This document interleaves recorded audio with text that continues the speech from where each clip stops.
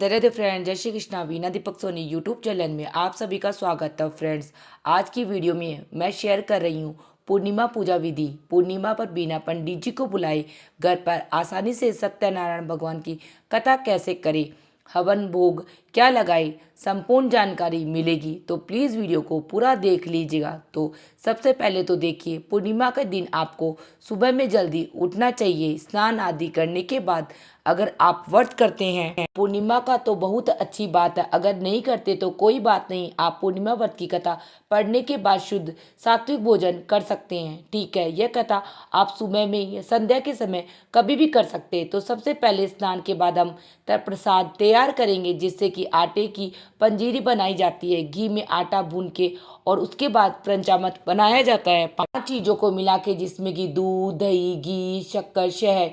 ठीक है, तो दूध, दही, घी, शक्कर, शहद सारी चीज़ें हमने इसमें अच्छे से मिला ली है। और इसमें अभी हम पंचमेवा भी ऐड कर इसे धीमी आंच पे पंजीरी देखिए भून के तैयार कर लेंगे। इसमें आपकी पीसी हुई चीनी मिलाइए। तो यहाँ भी चीनी मिलाने के बाद में या बूरा भी मिला सकते हैं। ये हमारा भगवान का पंजीरी का भोग बन के तैयार हो गया है। के बाद में आप 16 श्रृंगार करके सत्यनारायण भगवान की व्रत की कथा कहानी सुने, जिससे माता लक्ष्मी प्रसन्न होती है। क्योंकि सत्यनारायण भगवान की कथा में माता लक्ष्मी और भगवान विष्णु की पूजा की जाती है और लक्ष्मी माता प्रसन्न हो जाती है, क्योंकि उन्हें 16 श्रृंगार अत्यधिक प्रिय होता है। तो अगर आप सदा सौभाग्यवती रहना चाहती है, पूजा पाठ में अपनी श्रृंगार का ध्यान आप जरूर रखें। तो सिंदूर, चूड़ी, बिंदी, पैरों में अलता, बिछिया, मेहंदी, पायल, ये चीज़ें हमें ज़रूर से पहन कर रखनी चाहिए। तो अगर आप वर्किंग वूमेन है तो हो सकता आपके यहाँ पे सब पहनना अलाउ लो, लेकिन जब भी आप कोई पूजा पाठ में बैठे तो आप अपना श्रृंगार करके ही बैठे। तो यहाँ पर मैंने प्रसाद ले लिया है। तो चलिए अब करते हम पूजा की तैयारी। तो सभी भगवान को यानी सभी विग्रह को हमने गंगा जल से स्नान कराया है और पंचामृत करना है पूर्णिमा के दिन।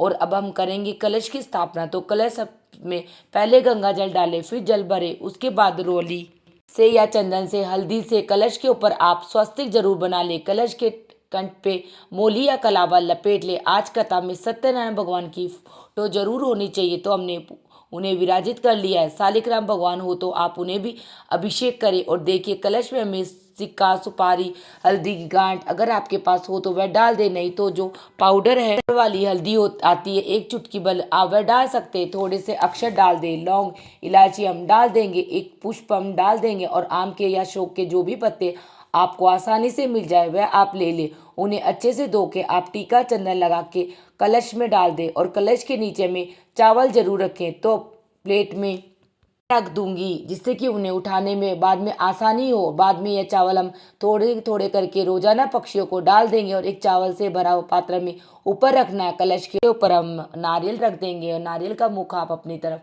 मुँह करके रख देना। उसके बाद में हम दीप कलश की स्थापना करेंगे। तो हम दीपक प्रज्वलित कर देंगे। भी पुष्प आपको मिल जाए वही आप ले लेना, गंगा जल छिड़क के। इस तरह से आप थोड़ा सा शुद्ध कर ले। देखिए, मार्केट में जब हम फूल लाते तो तरह तरह के हाथ लगते इनमें, इसलिए आप बेलपत्र हमने ले लिए शिवलिंग पे चढ़ाने के लिए। तो अगर आपके घर में शिवलिंग तो आप उनका बीज पूजा में जरूर से रखें। और देखिए, किसी ने मुझसे पूछा था कि राख सखी, क्या यह सत्यनारायण भगवान की फोटो रखनी चाहिए, जरूरी होती है क्या? हमारे यहाँ लक्ष्मी नारायण की फोटो वो नहीं रख सकते तो रख सकते हैं, उसमें कोई दिक्कत नहीं। लेकिन आप सत्यनारायण भगवान की फोटो को ध्यान से देखिए। एक दंपति बने हुए हैं जो कि कथा सुन रहे हैं, एक ब्राह्मण बने हुए हैं जो कि कथा पढ़ रहे हैं, सुना रहे हैं। और नारद जी के साथ साथ श्री सूत जी महाराज भी बने हुए हैं। और भगवान विष्णु जी के साथ में केले वृक्ष बने होते हैं। भगवान विष्णु जी इसी फोटो में है। तो अगर केले के पत्ते आपको ना मिले तो कोई दिक्कत नहीं, आप इस तरह फोटो में केले का पूजन भी कर सकते हैं। ठीक है, सबसे पहले आपको कलश का पूजन करना है, क्योंकि कलश में समस्त देवी देवताओं का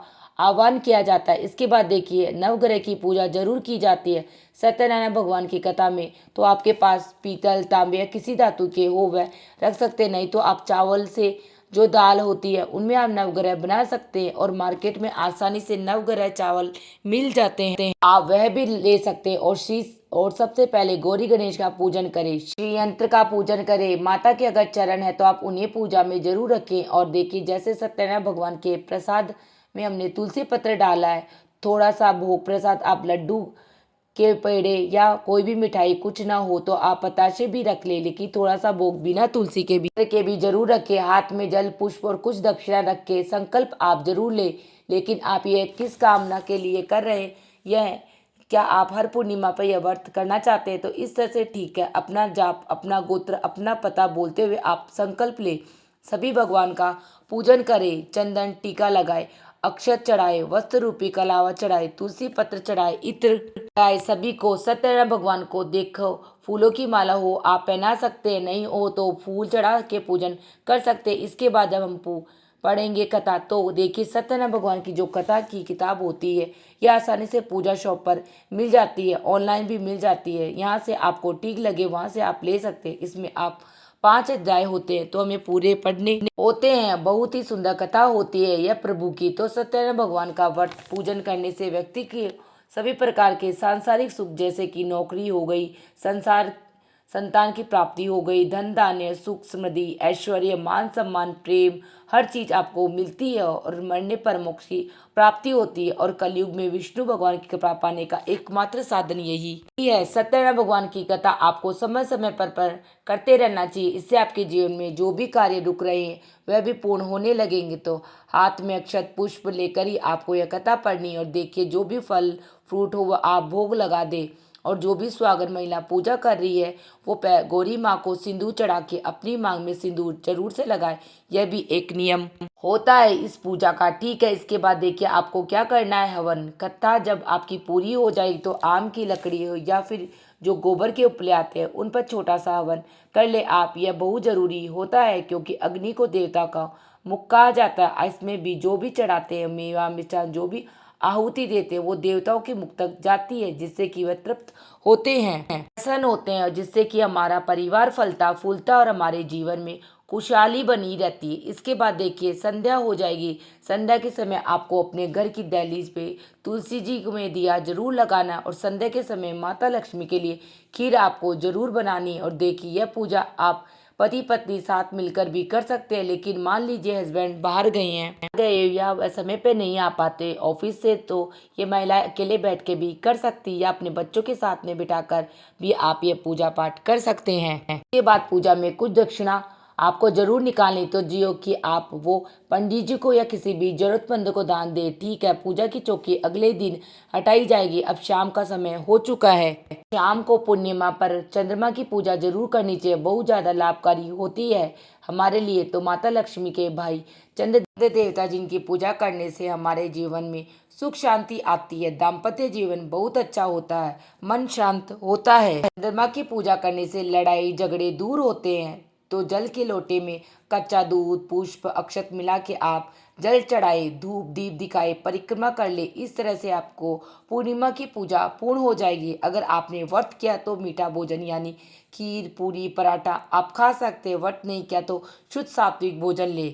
इस प्रकार आपको पूर्णिमा के दिन सत्यनारायण भगवान की व्रत की कथा कहानी सुननी और व्रत का पूजन करना। आप सबको मेरी पूजा विधि कैसी लगी मुझे कमेंट बॉक्स में जय श्री कृष्णा या राधे राधे लिख के ज़रूर बताना। और मेरा वीडियो आप लोगों के लिए थोड़ा सा भी यूज़फुल है तो प्लीज़ मेरे वीडियो को लाइक कर लेना और चैनल को सब्सक्राइब कर लेना। फिर मिलते हैं किसी और वीडियो में, तब तक राधे राधे फ्रेंड, जय श्री कृष्णा।